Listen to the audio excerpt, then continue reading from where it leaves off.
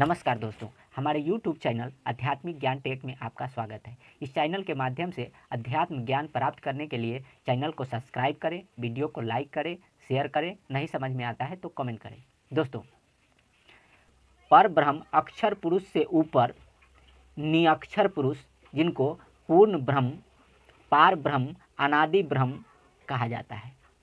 कबीर साहब कहते हैं कि पिंड अंड से पार सो देश हमार है।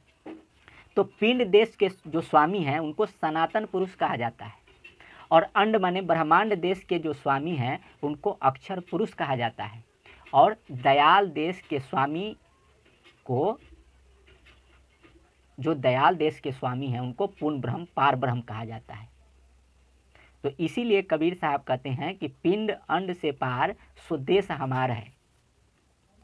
उस देश में, उस लोक में कोई पीड़ा नहीं, कोई शोक नहीं, कोई कष्ट नहीं, कोई दुख नहीं, कोई आपदा नहीं, कोई विपदा नहीं, कोई संकट नहीं, कोई समस्या नहीं। तो वह पूर्ण ब्रह्म, पार ब्रह्म, अनादि ब्रह्म, अनादि ब्रह्म, पूर्ण ब्रह्म परमात्मा का लोक है। वह 88,000 द्वीप के स्वामी हैं, जिनको पूर्ण ब्रह्म कहा जाता है। तो अब इसमें हम आपको बताएंगे कि भगवान, देव, ये सब कैसे कहा जाता है, उसको इस वीडियो में हम बताएंगे। तो देखिए, इसको बताते हुए हम ऐसा एग्जाम्पल ले रहे हैं कि आप जीवन में नहीं भूल पाएंगे। तीनों गुण रूपी ब्रह्मा, विष्णु और शंकर जी को देवता कहा जाता है। इनको अभी छोड़ देते हैं, इसके बारे में अभी बात नहीं करेंगे। हम भगवान से ऊपर, भगवान से रिलेटेड बात करते हैं और उसके ऊपर समझ लेते हैं। ये पाँचों उंगली है, और पाँचों उंगली में ये जो नीचे उंगली है, सबसे नीचे वाला, इसको भगवान, इसके ऊपर सगुण ब्रह्म, जिसको महेश्वर, ईश, ओम कहा जाता है। इसके ऊपर निर्गुण ब्रह्म, इनको निर्गुण ब्रह्म, निरंजन, इनको कहा जाता है। और इसके ऊपर जिसको अक्षर ब्रह्म, पर ब्रह्म कहा जाता है। और ये सबके हेड, ये अंगूठा, इसके बिना आपका कोई काम नहीं होगा। तो इसके बिना आपका कोई भी काम, कोई वस्तु भी उठाना, ये लगेगा आपका तभी उठेगा। तो ये इसको कहते हैं पूर्ण ब्रह्म, निअक्षर ब्रह्म। ये पूर्ण ब्रह्म, निअक्षर ब्रह्म, इसको कहा जाता है, इसको। तो इस एग्जाम्पल, इस हाथ को हम एग्जाम्पल लिए हैं, तो इन्हीं की पूजा करनी चाहिए, और इसके बिना आपका कोई भी काम नहीं होगा। तो ये अंगूठा वाला को पूर्ण ब्रह्म, निअक्षर ब्रह्म, इसको अक्षर ब्रह्म, पर ब्रह्म कहे, और इसको ब्रह्म, निरंजन, निर्गुण ब्रह्म, और इसको महेश्वर, सगुण ब्रह्म, ओम, ईश्वर, और ये जो है इसको भगवान विष्णु, क्षीरदकाशयी विष्णु, जो तप करके महतत्व प्राप्त किए।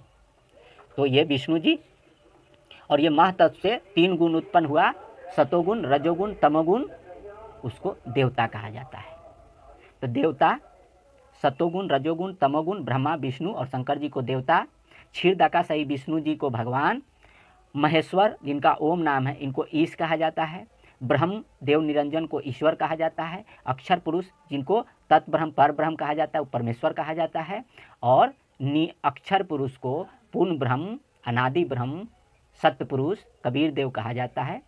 सतगुरु पुरुष कबीर हैं। ये जो सतपुरुष हैं, ये सतगुरु भी हैं। सतगुरु और सतपुरुष, पुरुष माने परमात्मा। सतगुरु पुरुष कबीर हैं, चारों युग प्रमाण, और झूठे गुरुआ मर गए, हो गए भूत मसान। तो सतपुरुष का मतलब होता है पूज्य पुरुष, जिसकी पूजा की जाए। चारों युग प्रमाण, यानी कि प्रमाणित उसी चीज को आप कर सकते हैं कि अभी 2 तो प्रमाणित होगा नहीं। जैसे 2 पहलवान अखाड़ा में लड़ रहा हो और जीता नहीं, ना कोई हारा, तो आप कैसे किसी को प्रमाणित कर सकते हैं कि ये जीत गया? जब एक जीत जाता है और एक हार जाता है, तो जीते हुए को प्रमाणित कर दिया जाता है कि ये विजयी है। लेकिन कबीर साहब कहते हैं कि मैं अकेला और ये 2 जना, तो ये 2 जना है, तो ये अद्वितीय हो नहीं सकते। और वो जो परम पुरुष है, वो एक माने प्रधान, अद्वितीय, जिसके तुल्य कोई नहीं है, अद्वितीय परमात्मा, वह प्रधान है, वह पूजा के योग्य है, वह सतपुरुष है, जिसकी पूजा की जा सके। तो सतपुरुष का मतलब ही होता है पूज्य पुरुष। तो कबीर साहब कहते हैं कि सतयुग में सत सुकृत कह टेरा, त्रेता नाम मुनिंदर मेरा, द्वापर में करुणामय कहाए, कलयुग नाम कबीर धराए। तो कलयुग में कबीर साहब की पूजा करनी चाहिए तत्वदर्शी गुरु बना करके, क्योंकि बिना गुरु के ज्ञान नहीं होता है। गुरु बना करके और गुरु जैसे बताए उसके हिसाब से पूजा करके पहले बच्चा धीरे धीरे सीखता है, फिर आगे बढ़ता है, तब जीवात्मा का कल्याण होता है। क्योंकि जीवात्मा के लिए ये अध्यात्म ज्ञान जरूरी है, और अपरा विद्या शरीर के लिए है। शरीर नष्ट होता है तो शरीर के द्वारा जो अपरा ज्ञान प्राप्त किया रहता है वो भी नष्ट हो जाता है। लेकिन जो परा विद्या है उसको प्राप्त करके दिव्य लोकों में जीवात्मा जाता है। जितना जिसका साधना हो, जिसने जितना भक्ति किया उस लोक को प्राप्त हो गया। किसने कितना साधना किया। लोग बोलते हैं कि ये ध्रुव प्रहलाद मोक्ष को प्राप्त कर लिए। लेकिन ध्रुव प्रहलाद को कितना मोक्ष प्राप्त हुआ आगे चल के हम वीडियो फिर रिकॉर्ड करेंगे, फिर बताएंगे आप लोगों को कि ध्रुव और प्रहलाद कितना मुक्त हुए। और ये तीनों गुण रूपी देवता एक ब्रह्मांड में कैसे काम करते हैं, ये सब धीरे धीरे चलेगा। इसमें इसी चैनल पे मैं धीरे धीरे अपलोड करते चलूँगा। लेकिन आपको बता दिए कि सबका मालिक एक जो है वह ये अंगूठा वाला परमात्मा, निअक्षर ब्रह्म, पूर्ण ब्रह्म, अनादि ब्रह्म, पिंड अंड से पार वाला परमात्मा कबीर देव है। क्योंकि जो पिंड देश है ना, पिंड माने शरीर, तो पिंड देश वाले को सनातन पुरुष कहते हैं। सनातन पुरुष को ब्रह्म कहा जाता है, और आदि पुरुष को पर ब्रह्म, अनादि पुरुष को पार ब्रह्म। तो पिंड अंड से पार सो देश हमार है, कबीर साहब कहते हैं। तो पार ब्रह्म उन्हीं को कहा जाता है कि पार ब्रह्म को छोड़कर ये पूजे आन अनेत। तो पार ब्रह्म को त्याग करके आन देव और घास पात पेड़ पौधे की पूजा कर रहे हैं, तो ये ऐसा नहीं करना चाहिए। पार ब्रह्म को छोड़ करके ये पूजे आन देव की उपासना करने लग गए। तो आन देव की उपासना करने वाले, मैं शास्त्र पढ़ता भी हूँ, देखा भी हूँ कि ये न विपत्ति में काम आते हैं, और मृत्यु भय आपदा संकट हमेशा बना रहता है, और लोग छटपटाए परेशान रहते हैं, और कीड़ा मकोड़ा की मौत मर जाते हैं। बोलते हैं मैंने मोक्ष प्राप्त कर लिया। कीड़ा मकोड़ा की मौत मर रहे हैं, मोक्ष प्राप्त कर लिया। मोक्ष प्राप्त कैसे होता है? पहले तो बच्चा स्कूल में जाएगा, पढ़ेगा, उसके बाद एग्ज़ाम होता है, फिर एग्ज़ाम होने के बाद तब ना जाकर के उसको कोई डिग्री सर्टिफिकेट या कोई अच्छा एम्प्लॉय बनता है या अच्छे लोक में जाता है। तो बिना विद्या के नहीं होता है। जिसने भी थोड़ा मोक्ष प्राप्त किया, ज़्यादा मोक्ष प्राप्त किया, उसने गुरु बनाया था। अब ये ध्रुव और प्रहलाद, उसने भी गुरु बनाया था, फिर उसने मोक्ष प्राप्त किया। अब जितना प्राप्त किया हो उसके बारे में हम दूसरे वीडियो में बात करेंगे। इसमें कबीर साहब बताते हैं कि इन लोग ये छोटे छोटे की क्या गिनती करें। नाथ मछंदर छूटे नहीं, गोरख दत्त और व्यास, कहे कबीर पुकारी के, पड़े काल की फांस। तो उस पार ब्रह्म के लोक में जाने के लिए आपको सही साधना करना पड़ेगा, और सत्य साधना करना पड़ेगा, सत्य भक्ति की ज़रूरत पड़ेगी। तो आप फिर क्वेश्चन करिएगा कि क्या ये लोग सत्य भक्ति नहीं करते थे जब कितना चमत्कार दिखाते थे? तो भैया चमत्कार तो वो दिखाते थे और दिखा सकते थे, लेकिन ये जब तक ईश्वर परमेश्वर और ये सब डेजिनेशन जान करके उस अनादि ब्रह्म पार ब्रह्म की सही भक्ति नहीं करते हैं, सही आपका जप सुमिरन और ये सब नहीं होता है, सतगुरु नहीं बनाते हैं, तब तक बात नहीं बनता है। अब ये नाथ मछंदर और गोरख दत्त व्यास और ये लोग किस टाइप के गुरु बनाए, ये तो इतिहास पुराण बताएगा ना। तो पुराण पढ़ के उनके बारे में समझ सकते हैं, नहीं कि पढ़िए और उसमें लीन हो जाइए। तो थोड़ा सही से आपको पढ़ के समझना पड़ेगा। तो कबीर साहब बताए कि नाथ मच्छंदर छूटे नहीं, गोरख दत्त और व्यास, कहे कबीर पुकार के चिल्ला के, पड़े काल की फांस। तो ये लोग भी मुक्त नहीं हुए। आपको सही तरीके से दिमाग लगा करके सतगुरु पकड़ना पड़ेगा। और इसमें भी क्लास होता है, नर्सरी, LKG, 10th, ये सब होता है इसमें। जो ऊपर के लोकों में जाते हैं फिर नीचे के लोकों में आते हैं। ये ब्रह्म साधना में है, गीता पढ़िएगा, धीरे धीरे समझ में आएगा। क्योंकि ब्रह्म पर्यंत जो भी लोक है वह सब पुनर्वृत्ति में है। क्योंकि ब्रह्म देव निरंजन के अंतर्गत जितने भी लोक हैं वो सब पुनर्वृत्ति में है, आवागमन में है। जब तक कि अनादि ब्रह्म पार ब्रह्म कबीर देव के शरण में ना होकर के सतभक्ति नहीं करते हैं, तब तक बात नहीं बनेगा। और ये जो तीनों गुण रूपी जो शाखा हम बात किए, इसमें क्षीरदाकाशायी विष्णु जी, गर्भोदाकाशायी विष्णु जी और महाविष्णु जी। तो ये महाविष्णु जी में तमगुण, गर्भोदाकाशायी विष्णु जी में रजोगुण और क्षीरदाकाशायी विष्णु जी में सतोगुण। तो ये महतत्व से उत्पन्न तीन गुण में अविनाशी जीवात्मा कर्मों के बंधन को महेश्वर के द्वारा, काल चक्र के चक्रेश्वर के द्वारा, जिनका ओम नाम है, बार बार चक्र घुमाया जाता है और जन्म मृत्यु होते रहता है। तो ये तीन गुण से परे, तीनों गुण से परे, यानी तीन गुण को उल्लंघन करने के बाद जरा, मरण, वृद्धावस्था और सब प्रकार के दुखों से छूटा जा सकता है। तो ये है, तो इसको सही से आपको अध्ययन करना पड़ेगा, विद्या पढ़ना पड़ेगा। गुरु बना करके पढ़िए, गुरु बनाइए, सतगुरु तलाश करिए, धरती पे ढूंढिए और गुरु बना करके भक्ति करना चाहिए, क्योंकि ये शरीर धीरे धीरे छिन्न होता है, नाश होता है। आयु धीरे धीरे जितना श्वास छोड़े लिए उतना खत्म होते जाता है। और फिर जब शरीर खत्म हो जाएगा तो ये जो ब्रह्म भगवान का विधान है उसके हिसाब से यहाँ अप्लाई हो जाता है। नियम यही है, नियम टलता नहीं है, क्योंकि ये जो नियम है कि एक बार मनुष्य शरीर आपको ग्रांटेड मिलता है।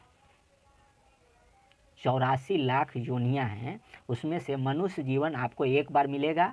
उसमें आप सतगुरु बना करके भक्ति करिए और अपना सारा काम भी करिए, क्योंकि भक्ति का सीधा फॉर्मूला कबीर साहब बताए हैं कि भक्ति भजन हरि नाम है, दूजा दुख अपार, मनसा वाचा कर्मणा, कबीरा सुमिरन सार। तो भक्ति करने के लिए ये लंबा चौड़ा डंबर की जरूरत नहीं है। नाम, नाम उठत नाम बैठत, नाम सुअत जागबे, नाम खाते नाम पीते, नाम से प्रीत लागबे। तो नाम की जरूरत होती है, और जो नाम का जो धनी होता है वो सतगुरु होता है। वह परा विद्या के साइड से वो धनी होता है, मालिक, और अपरा विद्या के साइड से सरकार मालिक है। क्योंकि राजनीति शास्त्र अलग है, क्योंकि राजनीति शास्त्र ये महेश्वर के द्वारा ये सब चीज़ बटा हुआ है। तो भगवान विष्णु जी का वो राजनीति शास्त्र चलता है, और इधर जीवात्मा के लिए परा विद्या का साइड जो है वह सतगुरु उस नाम रूपी धन के पूंजी को लेकर के बैठे होते हैं। तो सतगुरु से नाम लेकर के जप करना है और सुमिरन करना है। देखिए, जप और सुमिरन अलग अलग होता है, सुमिरन अलग होता है और जप अलग होता है।